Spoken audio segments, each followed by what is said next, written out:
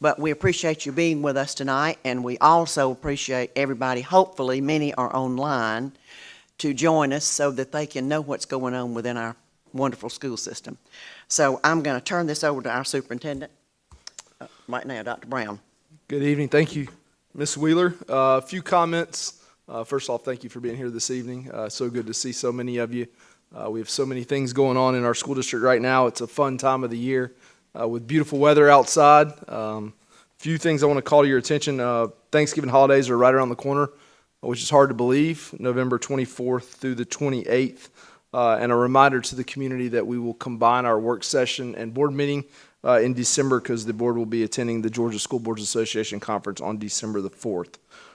At this time, I'll call up Dr. Matt Stratemeyer, principal at East Jackson High School, to share East Jackson's highlights.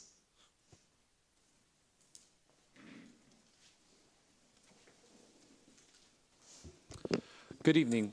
Thank you guys for having us today.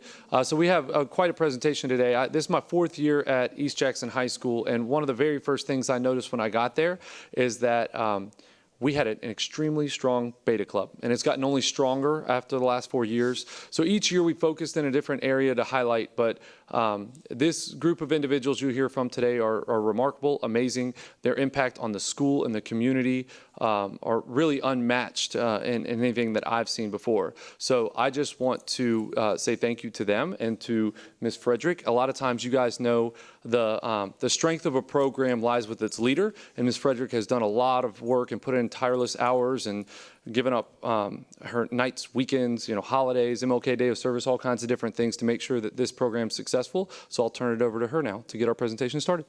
Thank you. Thank you, Dr. Stratemeyer. Hello. As Dr. Stratemeyer just said, I'm Linda Frederick. I'm the executive sponsor of East Jackson Beta Club. And each summer, let me make sure the clicker is working. There we go. Each summer for the past 8 years, I have had a summer leadership intensive for our incoming officer team. And this summer, I asked this lovely group of young leaders behind me to think about the word legacy.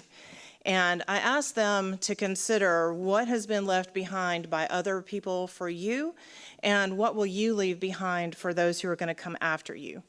The idea of legacy has been right at the forefront of my mind, as I'm just months away now from retirement. And so tonight, my officers are going to talk more about the legacy of East Jackson Beta, but it's really for me to share where it started. And it started right here with the first real group of officers for our club. And in the summer of 2018, when we had our very first summer officer training, I asked this group of young people, what do you want East Jackson Beta to become? What do you want it to be? And their answer was this. They said, we want to become the hub of East Jackson High School. They said that we want to be a catalyst for school spirit to thrive. We want to improve and to motivate our students to become more involved into the life of the school. And my response to them was, well, then that means that we as a club have to become more involved in the life of the school. And that's what we did.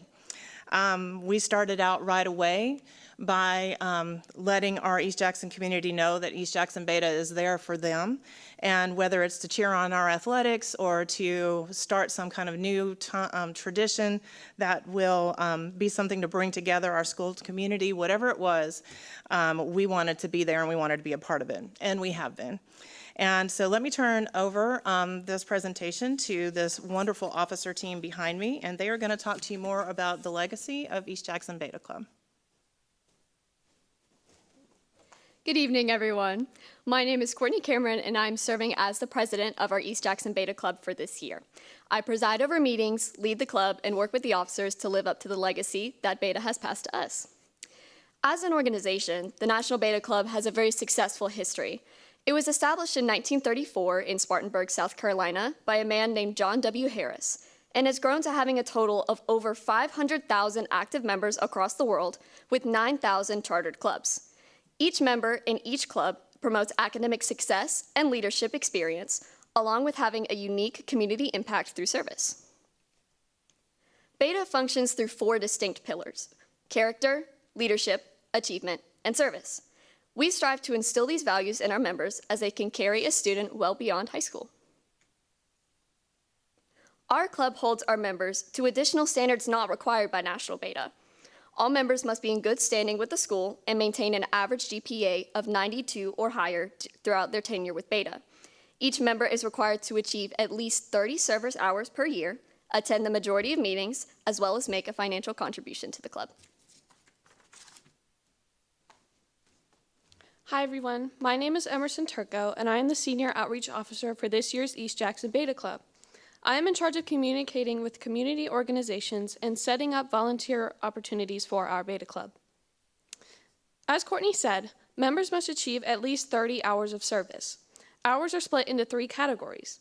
Eagle hours are focused on serving our school, which includes attending or volunteering at school events. Community service hours are focused on serving our community, hence the name. These service hours are earned by volunteering for an event that is not school related. The last category of hours is fundraising. These hours are earned by raising money for our Beta Club. Earning these hours can be accomplished in many ways. Our Beta Club has specific volunteer opportunities every Saturday of the month. For instance, on the first Saturday, we host our Butterfly Garden Volunteer Day. This Butterfly Garden is special because it was established by previous Beta Club members and has grown every single year since.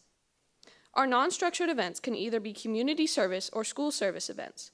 To earn these community service hours, members must volunteer outside of our school. One of the many notable service opportunities are our corporate fundraising events, where members volunteer their time while also earning fundraising for the club. School service hours are achieved mainly through either attending school events such as football games or band concerts, or volunteering at one of these events. And here are some recent pictures from our Saturday structured service events: the Butterfly Garden, I Serve, Road Cleanup, and Habitat for Humanity.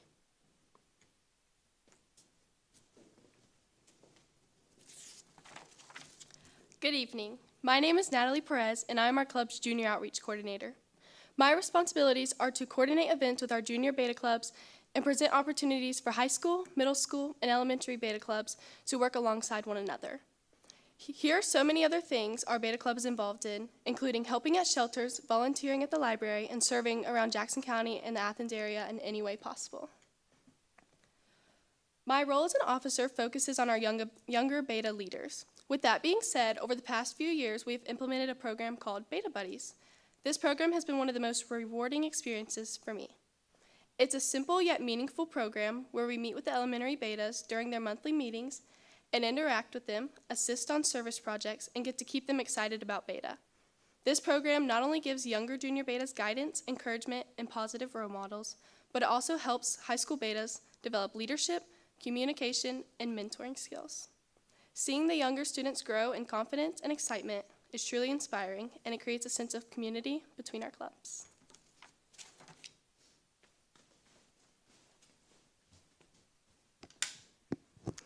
Good evening. My name is Citlali Gutierrez, and I serve as the treasurer. As the treasurer, I'm responsible for helping our sponsors with financial matters, finding business sponsors to support our club, and overseeing all fundraising activities. Emerson and Natalie have highlighted all the amazing things we do as a club, and now I'm going to talk about how we continue our legacy through finances. National Beta awards over $300,000 each year to Beta members across the country. In our club, we've had 2 scholarship winners so far, each one receiving $1,000. Our Beta Club offers 5 scholarships that our seniors can earn: the Leadership Scholarship awarded to the club president, the Service Scholarship awarded to the graduating Beta member with the most service hours during their time in Beta, the Achievement Scholarship awarded to the graduating Beta member with the highest GPA, the Character Scholarship, which involves a written application process scored anonymously by faculty members, and the Star Beta Scholarship awarded to the graduating Beta member who consistently embodies the 4 pillars of Beta and continues to persevere through challenging situations either at school or at home. This student has shown significant growth and development throughout their Beta journey. In the early years of our club, our scholarship was only $100, but now we are proud to award $1,000 for each one. Over the years, we've given a total of $1,300 in scholarships to our Beta seniors. We also strive to put money out in our community. We have 2 annual events that raise money for us to donate. We host a chili cook-off we have hosted a chili cook-off for 7 years and have donated the proceedings to food banks, I Serve Ministries, and the Eastside Eagle Foundation. Our Neon Night 5K is a race we host in the spring, and we have used the money raised to help fund our scholarships as well as donate to other charities. We are excited that this year our proceedings will go to the First Foundation to help put books in homes of Jackson County's youngest residents.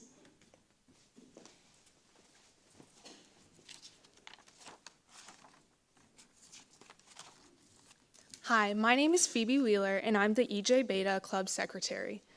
I'm responsible for overseeing details such as approving hours, keeping track of attendance, and maintaining club records. I'd like to take a moment to circle back to that idea of legacy and give a little bit of our club history. Our club was rechartered in the spring of 2018, thanks to Ms. Frederick. The inaugural year of East Jackson's Beta Club had only around 40 members, and I'm proud to say that now our club currently has over 3 times that number.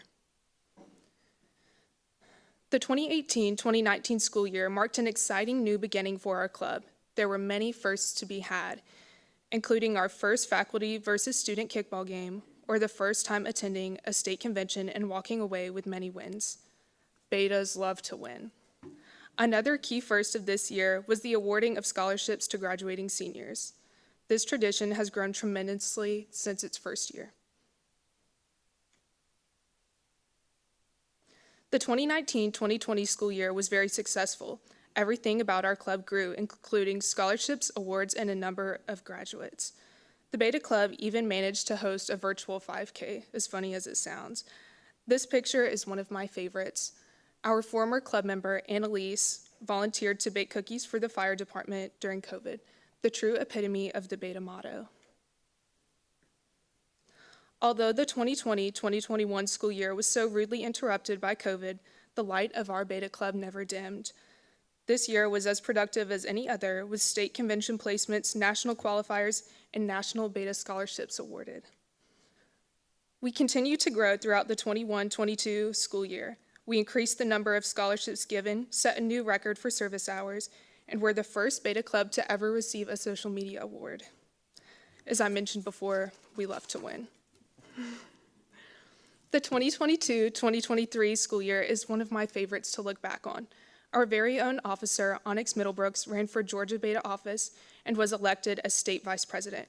It brings me joy to know that Onyx left her legacy not only at East Jackson, but also at the state level.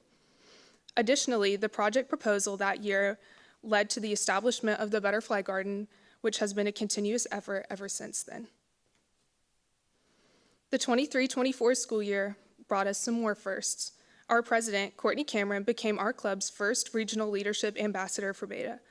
Our Beta Club also partnered with East Elementary's Junior Beta Club for our first year of the program we called Beta Buddies, which Natalie mentioned earlier. Last school year, Beta continued working hard with over 10,000 service hours logged. Our vice president, Jack Sochet, followed in Courtney's footsteps and also became a regional leadership ambassador. Our Beta Club robotics team placed nationally for the 3rd year in a row.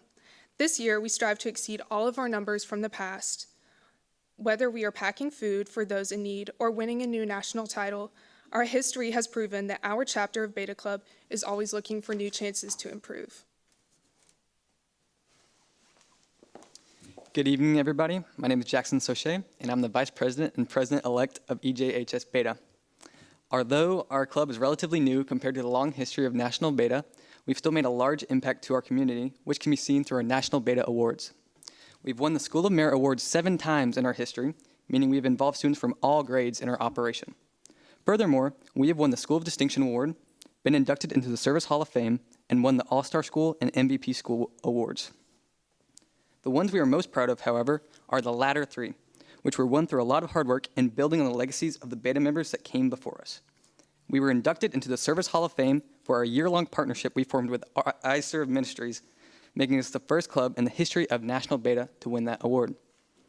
We've also won the All-Star School Award 3 times, even though only 0.02% of schools won it last year. My favorite award, however, is the MVP School Award, an award we won last year that requires an average of 76 to 99 service hours per member. Out of the over 9,600 beta clubs, 51 clubs were given this award last year, meaning 0.005% of clubs got the MVP School Award. Hi, I'm Campbell Pettis, and I'm our club historian. This means I'm responsible for all of our social media organization and content. And I keep a photo record of our year, documenting all of the wonderful things we do that I present in a slideshow at the end of the year. As I mentioned, I am responsible for our social media accounts, so I must mention the growth we have seen in followers and content interaction lately. We have fantastic Instagram and Facebook pages where we inform members about events and post all of the great ways we give back to our community. We won the National Social Media Award a few years back, and I am now working hard to try and win that again. We will show the handles at the end of the presentation so y'all can follow our pages and stay informed about all the impactful things we're doing.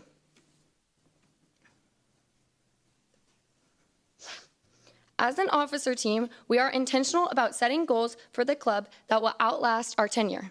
In 2023, the serving officers developed a 10-year plan that we are still striving to meet this day. Much of what we have mentioned was a part of that plan, but there are still goals we have yet to meet. We are 2 schools away from being a beta district of distinction, which would mean every school in the district would have a chartered beta club. We also hope to have one of our members serve as a national beta officer in the future.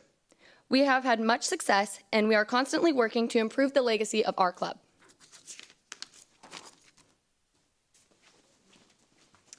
We want to thank you for your time this evening, and we are grateful for the opportunity we've had to share our club's success with you. We have a small parting gift that we would like to give you as a way for you to continue on our legacy journey with us.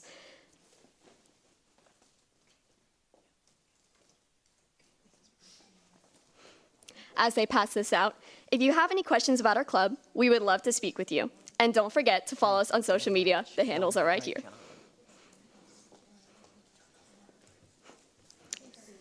We also have one more special thing that we would like to present that I had to sneak into the script before we started. It is truly my honor to take a few moments tonight to recognize someone who has made an incredible impact on East Jackson High School and across our entire school community, our beta sponsor, Ms. Linda Frederick, or better known as Ms. Freddie. Ms. Freddie is one of those rare educators who sees possibilities where others might see limits. Through her leadership, passion, and commitment to service, she has transformed what it means to be a beta member in our district. Under her guidance, our students have not only excelled in academics and leadership, but have also learned the deeper value of serving others, of being difference makers in our school, community, and beyond. Because of Ms. Freddie's tireless efforts, Beta has become more than a club. It's a movement. Her enthusiasm has inspired students and staff alike, creating a culture of excellence, character, and compassion that extends well beyond the walls of East Jackson High School. And Ms. Freddie's influence hasn't stopped there. Thanks to her mentorship and collaboration, all 5 of our East Jackson schools have now been named National Beta Schools of Distinction, an incredible accomplishment that reflects her vision for a unified, service-driven school community from elementary school through high school. As our district continues to pursue beta recognition at every level, we do so on a foundation that Ms. Freddie helped build, one rooted in service, leadership, and pride in who we are at East Jackson. Ms. Freddie, your dedication has not only elevated our beta program, but it has strengthened our district and inspired countless students to believe that they can make a difference. On behalf of our school, our feeder schools, and our entire community, thank you for your extraordinary leadership, your heart for service, and the lasting legacy you're building for East Jackson and for the county as a whole. Please join me in giving a well-deserved round of applause to Ms. Freddie, a true leader, mentor, and champion for our students.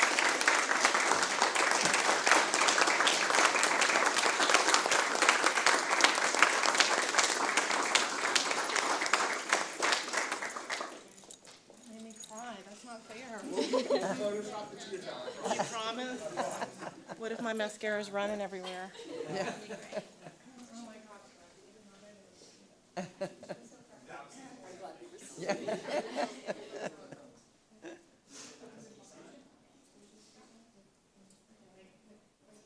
Yeah.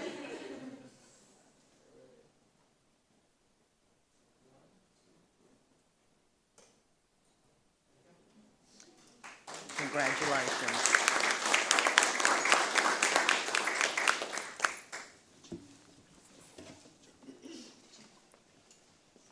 Yeah, I was just thinking, I don't know that we've approved Mr. Frederick's retirement. I'd also say that I realized Ms. Frederick was hardcore when my son decided to turn in some beta hours and he did not have pictures and documentation of his work. And he came to me complaining about it, and I said, get over it. Ms. Frederick makes the rules, buddy. So thank you. I will say, I mean, I think it's evident in the presentation, the standards that have been set and the expectation that have been there for our students. And I mean, you guys did a tremendous job in your presentation and highlighting all the things that are going on from 2017 to now. And I think that says a lot about Ms. Frederick's legacy, but I think it also says a lot about our students and our parents that are here this evening and the partnership that we have with them. So thank you. Dr. Stratt, and by the way, Dr. Stratt couldn't be here on Monday night, so we had to switch his meeting because East Jackson High School was named as a Georgia Association of Secondary School Principals breakout high school. So good job. Thank you, sir. So we're going to continue with a couple beta members. So our Rotary student for this month was Campbell Pettis, who you've already heard from tonight. And her most influential teacher was, of course, Freddie. How fitting, correct? And so, yeah, a tremendous job to our students. Thank you guys for highlighting everything and representing East Jackson so well. So Campbell Pettis. So this has been a fun year to do the Rotary student because this is my 4th year there. So all these students were freshmen whenever I arrived. And so Campbell stuck out right away as a freshman as one of our leaders in the class. And it took me a minute to realize where Dad was. And then I wondered, how in the world did she have so much success? I met her mom, and so then it all made a lot of sense.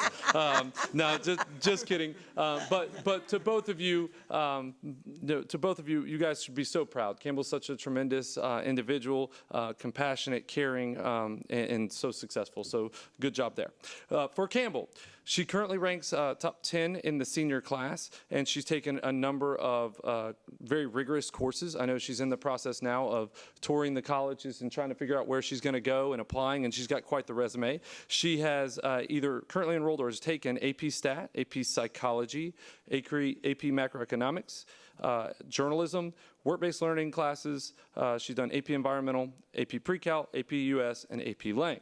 While taking those courses, she has obviously been very heavily involved in Beta Club. She is the student council president, homecoming committee chair, prom committee chair. She's the editor for the yearbook, and anyone who knows what goes into the yearbook, that is a very stressful job. So come springtime, I know that she'll have a lot going on as she makes sure that that's good and ready to go. She's a member of JSLT and Junior Leadership Jackson. She's a member of the Animal Outreach Club and the ESP Club, or the Extra Special People Club. And she's doing an internship right across the hall. And I was speaking earlier about the good work that she's doing, as we've had several students help out with teaching and learning over the years, and Campbell continues that tradition. She's also managed, while doing all that, to play varsity tennis for 4 years. She's also been a sideline cheerleader for 4 years, and she has played 2 years of flag football. She's won a number of awards: GHP state level nominee, second team all-region in tennis, East Jackson Service Award, Beta Member of the Month, Beta Lead Outside the Box National Qualifier, Beta All the World is a Stage National Qualifier, Beta Blitz National Qualifier, and Georgia Merit Recipient. So at this time, I will let Campbell talk to you a little bit about her future plans and why she chose Miss Freddie as her most influential teacher. Well, hey, I'm back. My future plans, I don't really know exactly where I want to go yet, but I do know I want to go to a 4-year university to pursue a degree in communications and journalism, and maybe a minor in sports media and psychology. And I would love to one day become an ESPN sideline reporter and sports analyst. So those are my plans.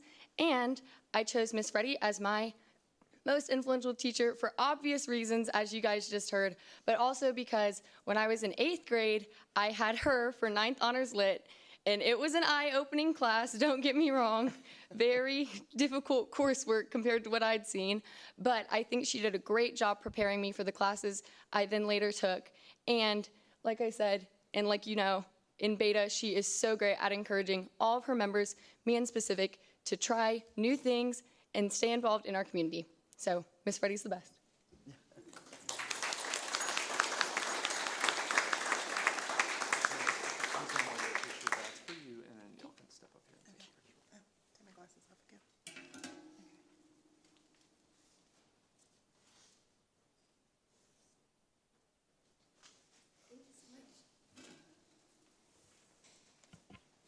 Congratulations.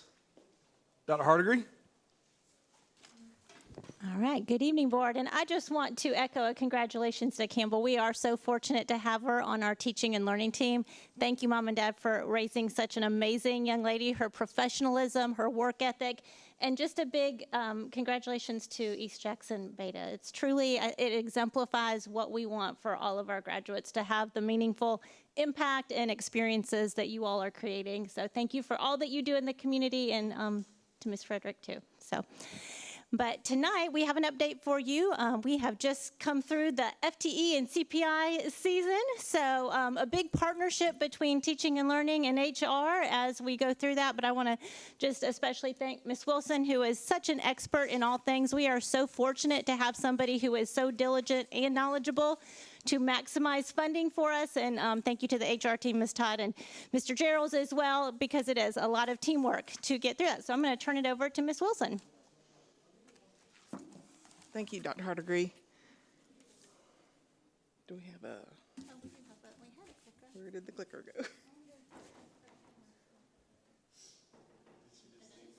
go? Oh. Yep. All right, well, I'll go ahead. Good evening, board and Dr. Brown. So as Dr. Hardigree indicated, we have just come through our fall FTE reporting requirements. We report a large combination of data items to the Georgia Department of Education. Thank you. The most important part of that, and they use the information that we report both from FTE, what we call student class, which is all of the rostering information, and the HR information on the personnel. They use that for a lot of different purposes, but the main thing that FTE is for the funding of school districts. And just a little history for you, the Quality Basic Education, or QBE as it's referred to, Act was established by the Georgia General Assembly in 1985. So that funding formula has been in place all that time. Multiple adjustments or amendments have been made, but for the most part, that has stayed in place through all these years. It basically includes a combination of student enrollment, instructional programs, teaching, training, and experience, and other cost factors that oftentimes Ms. Dodge talks about. All right, so this is our enrollment comparison for the last 4 years. And as you well know, we are continuing to grow and move forward. This is full-time enrollment, which is it is slightly off from the regular one. We have a lot of students that we serve just a segment or portions of a segment. So, oops, wrong way. So we had, in addition in FTE, to reporting our active students, the 11,342, we also report all of the withdrawals from the previous FTE count to this FTE count. So we had 735 graduates, 1,378 gifted students, 1,762 special ed students. Our gifted population and special ed population have remained fairly steady as we go forward. And the FTE earnings portion, so each student is accounted for based on their schedules and the services provided for students and by the teachers who provide those services. The first Tuesday of October, so October is a very busy month for us, so that is in that law. Basically, the first Tuesday of October and the first Thursday in March are the two FTE counts that are used for funding for FTE. Each of the different program types have different weights, and those weights and the amount of money that's allotted for each particular FTE is set each year with the budget. And so this year, that particular budget for FY26, the amount of money for your basic high school student is $3,243.94. But the way these weights work is as the student is scheduled and they have different services that are provided, for example, early intervention at the elementary level or remedial or gifted, those particular services cause that weight to be increased, and so the more money we receive for those students based on those services. And that's basically the way the formula works. With special education, it's even, those levels are even higher, because of course those students require additional services and additional teaching staff, so oftentimes we have 2 or 3 teachers in the classroom at the same time. And then as far as the teachers go, the same segments that we use for funding students, we also earn teachers based on those segments. So each particular type of class, like kindergarten, grades 4 and 5, each one of those have a particular maximum or minimum class size for funding. And so that is how, on the allotment sheet, that teachers are earned based, again, on those segments of the students.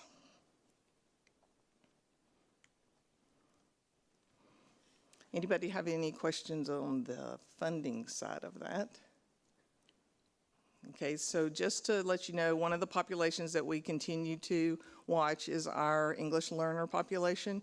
It continues to grow.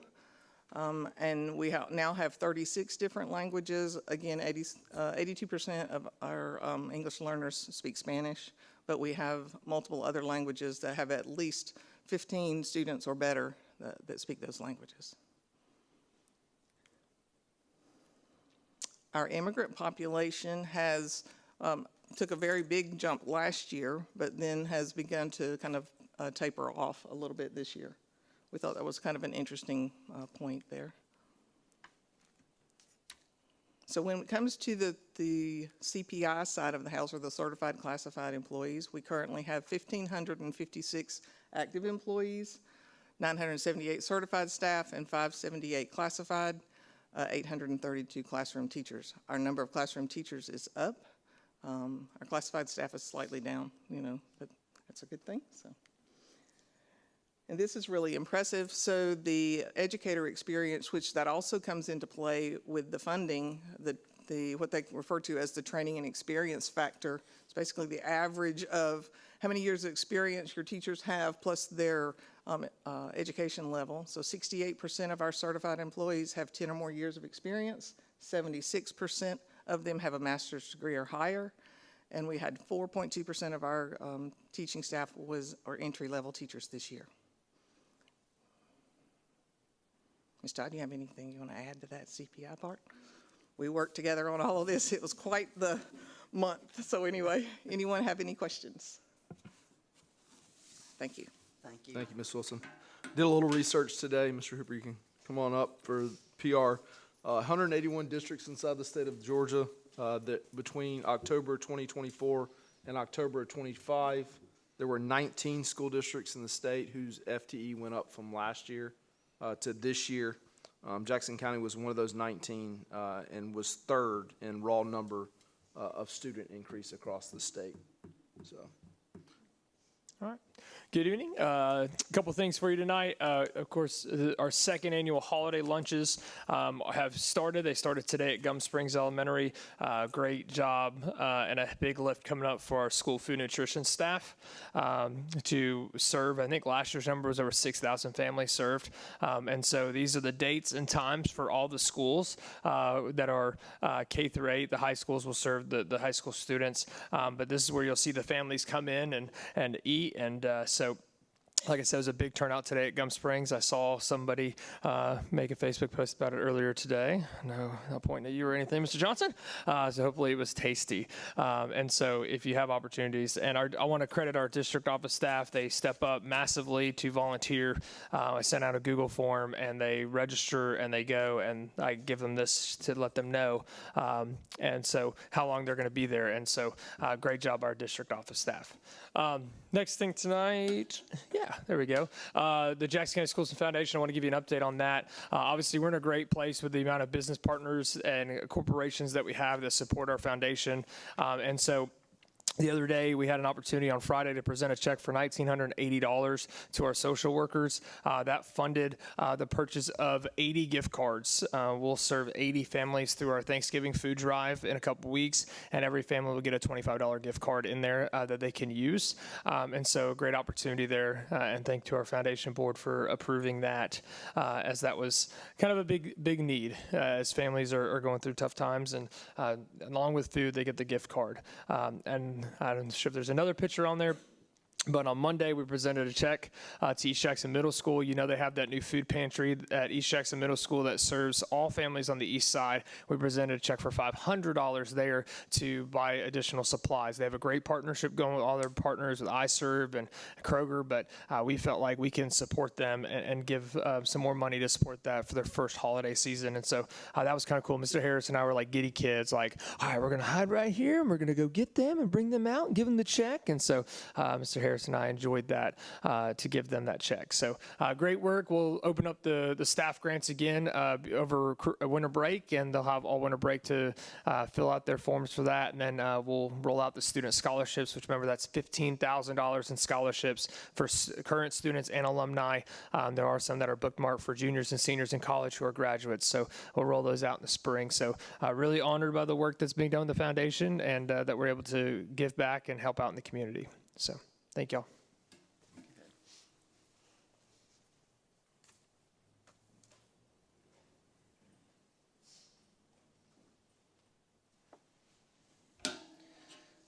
Good evening, everybody. Grateful to talk about a few things this evening. First, we'll start with enrollment, and we can see from the information that's been shared here that our enrollment is up just a touch from last month, about 9 students, up about 226 over our ending enrollment last year. So we're holding steady there and starting to grow back. We lost a few, as you kind of see there at the beginning of the fall, but things are starting to even out, and we're gaining students again. Pretty standard across the district there for the most part. Any questions on enrollment? Dr. Brown spoke that really what we've seen in our area has been a significant decrease in student enrollment in many of our neighboring districts, and we did not see that, as you know. We've seen a growth. So just more of that trend happening, and other factors are always at play, but we're still growing. So going on to our next. Let's look a little bit at the activities update for you. Before we get to that, though, I did want to note on your agenda, it does speak that we do have an application from a former student here in Jackson County for a House Bill 91 waiver. And that House bill, as you know, was passed in 2015, which eliminated the requirement of the high school graduation test for students to receive a diploma. And so we've had some students over the years who have applied for that waiver, which we ask you to look over. Dr. Brown will share some of that with you in executive session. Just if we approve that, then that student will be allowed to get a diploma now that that test is no longer required for graduation. So that's something you'll talk about in just a few moments. But let's look at their activities update for this month. Looking at East Jackson, we had some highlights certainly from Eagle Land. The football team will be playing in the playoffs next Friday, and they'll be heading to Columbia and playing there. We're excited for them to see how they can advance through the playoffs. Our boys and girls cross-country teams will be running this Saturday at Carrollton and aiming for the podium. So we're excited for those opportunities for our Eagles to run.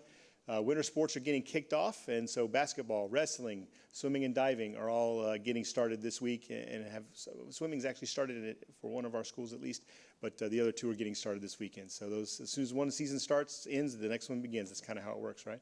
Esports at East Jackson, they have the #1 Super Smash Brothers team. Don't know a lot about what that means, but we're excited for them. And they're #1 in 2A. So and I think I talked to Mr. Wheeler. He said they beat the #2 team last week. So they're feeling pretty good about their chances there in Super Smash Brothers with the esports. Our flag football girls are flying high, 8-3 right now, and having a great season. And they'll be playing at Loganville tonight. And our competition cheer team, the Eagles, will be headed to region competition this weekend at Crisp County, looking to reach the podium at state again. So we're excited for our cheer Eagles. So a lot of great things happening at East High. Over at Jackson County, also some great things going on. On the cross-country course, the girls won the region title this year, and the boys earned 3rd place, so we're excited for them. Certainly the football team is making history. I know many of you are aware of that, but Jackson County High School football team won first region title in school history last Friday night, and are headed to the first round of the playoffs. They'll be hosting Glenn Academy next Friday and just hoping to keep continuing forward. But a historic season for Jackson County high school football. So softball team also had a great season this year, finished runner-up in the region and then finished in the top 6. That got to go to Columbus and play several games there and really competed against the best in the state and represented our system and their school very well. Our competition cheer team at Jackson County scored their highest score in program history last weekend at Dawson County and are looking to head to sectionals this week, and hopefully we'll be able to hit all their stunts and routines and do as well as they can there. The one-act play team at Jackson County, that group, our Thespians finished first in the region again, second year in a row that's been the case, and they'll head to state to compete here in the next week or so. And then, of course, winter sports are also kicking off there at Jackson County. So a lot of great things happening there in Panther Nation. And, of course, Empower. We don't leave them out. Great things going on at Empower. The FFA, the skills competition team, you can see several just amazing performances there. Our Raiders also, the girls Raiders team is going to make it to state, and that's the first team from our Raiders group that gets to go to state for competition. The other 2 teams also finished well in their region competition, but our team Lightning is going on to the state competition. And then our National Fair participants, Emma Patton, Keaton Schultz, both performed very well there at the FFA National Fair competition. So we're excited for all the great things that are happening there in terms of our high school students. We also have some middle school stuff, but we're kind of between seasons there. We'll kick you off with some things next month on that. The next item I have for you is the executive summary. What we'd like to do is just touch base and have you consider the purchase of the Avalon camera server and security system upgrades for East Jackson High School. And that system, of course, has been in place for almost 2 decades now with some upgrades over time, but we're looking at this as an opportunity to use some East Plus funds to upgrade that camera system and the accompanying pieces that allow for our schools to be as safe as possible. So we'd like your consideration on that as you read that over. If you have any questions, please let me know. Okay. And the last item for us tonight is a policy addition that we'd like you to consider. And this will be on the table for the next month.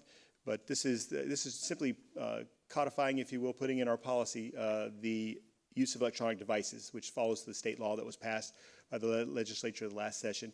And they asked within that law that we place it in policy. And so we've had this procedure in place for the entire school year. It's been received very well by our community and by our schools, and actually was a continuation of a policy, not a procedure, if you will, that we had in place even prior to this year. But this limits the use of electronic devices by our students during the instructional day and allows for them to be more focused on the instruction that's happening in their classroom and not allowing their phones or other devices to potentially be distractions. So any questions about that policy? No, and I haven't read this yet, Yes, but I ma'am. know when we first talked about this, the beginning of the school year, that we were sort of letting each of the schools maybe decide how they were going to do this. But I Correct. guess this is going to It continues uniform that. it so that everybody's going to be doing exactly the same thing. No, ma'am. It will still No. allow the schools to have, so the policy will allow them to determine at the school how they would like students to store their devices Yeah, outside. yeah, So yeah. it still allows that freedom for schools to determine how to do Yeah, that. yeah.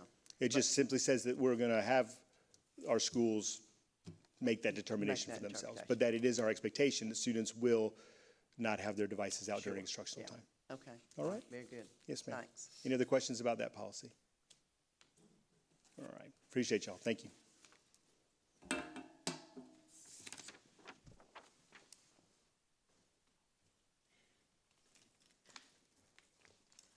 Good evening, Board. So I have some good financial news. Our SPLOST it's down a little bit over last month, but I do want to mention that I researched it a little bit, and it looks like that the Department of Revenue actually did some pretty significant audits of some of the businesses in our area, and those businesses actually were refunded some of their sales tax money. So about $92,000 in refunds that came out of what we had or so to collect for the month. So our actual collection was about 1.247. So it would have been higher than last month, higher than last year, all those things. But actually, again, there was about $92,000 in audit refunds made this past month. And the last time that I saw one that large was back in, I think, May March of 2004. So every once in a while, they will do these audits, and sometimes it's in our favor and sometimes it's not. So I did want to point that out, that's one of the reasons why our revenue this month is a little lower than last month. But it is still above prior year at this time, so that's always, again, a good sign, and that's what I like to see, is that year over year we see those increases. So we're sitting at a good place and just trying to build that balance back up and get that money sitting in there so that we can spend it on some facilities. And then our fund balance, again, you can see that we are at a great place comparatively. I wanted to point out that last year at this time was when we had to do the TAN, and so we did have $3.2 million infused into our cash flow at this time last year.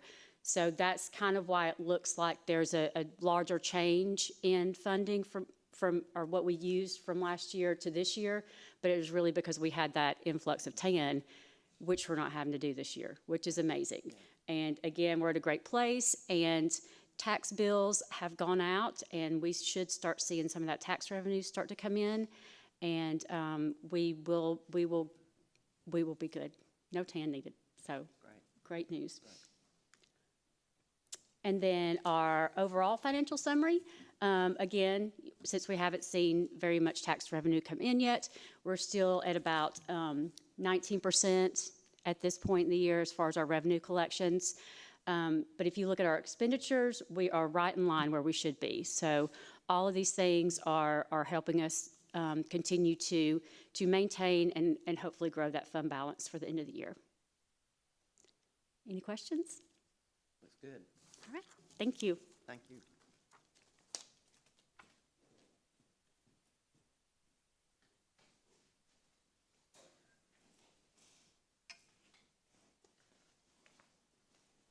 Good evening, Dr. Brown and board. I promised I'd keep it short and yield all my time to David Farmer. I just want to give a quick update. Our student ridership, we started out the school year, we showed you last year at 11,170, and then this school year, as of August, we're at 11,956 with an increase of 786 students. Since then, October, we have increased 2,417 riders. That's what we're seeing morning and afternoon. That's just our morning and afternoon routes. So that's been a pretty good increase that we've been able to take care of. We're getting them to school. We're seeing it mostly in our elementary and middle school levels. We still have our 1,200 students that are in band and cheerleading, so we should see probably about 40% of those may start riding the bus when the season's over. But right now, we're getting the routes covered and getting everything done. And then lastly, our first lights. That wasn't the second slide, but we did get all our first lights retrofitted on our buses. That's the LED school lights that we put on there, so the last of those have been installed. Any questions? All right, thank you. All right, David, it's all yours. Thank you, Dwayne. I appreciate the extra time. Dr. Brown, board, I appreciate the opportunity to come and present for you tonight. Just wanted to start with our monthly project update. As you can see, our hero site is rocking along. We've now approximately 800,000 cubic yards of dirt that have been moved, and we're very proud of that. We continue to make progress. The overall site picture, you can see that. Here's another overview of the Hayes Farm Elementary site and the pad there. Also, all the material, or let me say this, part of the storm drain material is there. All the concrete structures, and we have some more coming in. Here is the footer for the retaining wall or the foundation wall for the high school. This is just one section. The footer is complete, and they are planning, weather permitting, to pour hopefully Monday, if not Tuesday of next week. At the bottom, you can see the amount of excavation for the mass grading that's going on. This is about a 15-foot tall wall. That's just one section that was cut, just to give you an idea how much dirt they're actually moving. Here again, another picture of the grading and also the overview of the wall of the rebar that's going in. Another project that was completed about 2.5 weeks ago was the resanding and refinishing of the Maysville Gym. You can see the top, what we started with, and you can see the results at the bottom. And we are very proud of this. It turned out extremely well. They did a good job, and very proud of that. And we appreciate Dr. Warwick and her part that she played in that, supporting that and allowing us to get in her gym and get this taken care of. Any questions on the updates?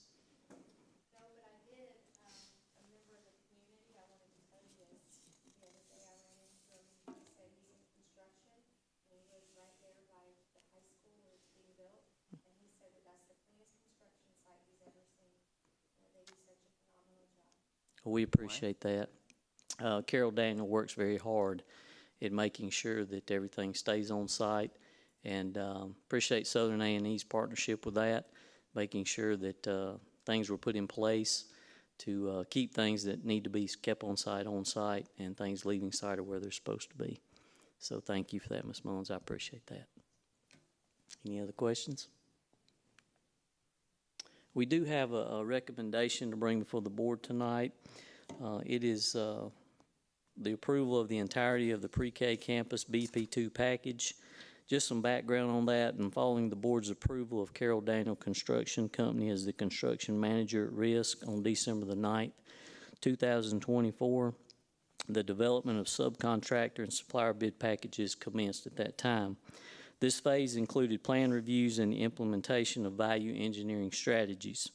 The scope of this project includes a new 560,000 square foot pre-K-12 campus consisting of an elementary school, a middle school, and a high school, and athletic support buildings, athletic facilities consisting of high school football stadiums with grandstands, middle school football field, baseball, softball complex, soccer field, tennis courts, and all associated site infrastructure to support the campus. The school buildings will also feature both traditional and flexible learning areas, media centers, sports and physical education, performing arts and assembly spaces, with individual support systems for each school. The total initial, and this is the initial, budgeted amount for the project was $199,799,081.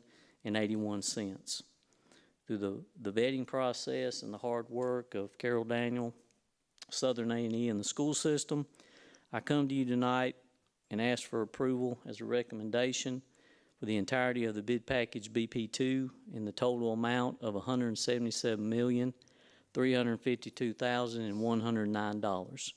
The construction manager at risk for the project is Carol Daniel Construction Company. Any questions? All right. Thank you, and I appreciate the opportunity to speak. Thank you.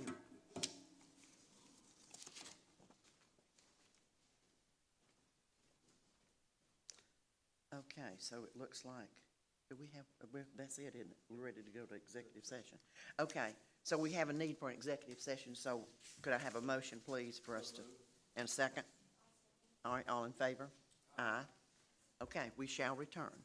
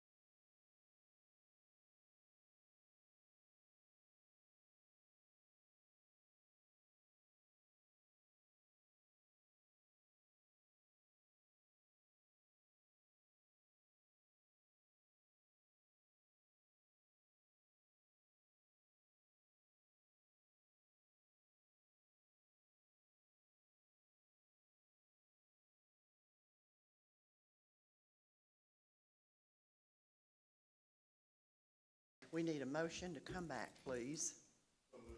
And a second? Second. All in favor? Aye.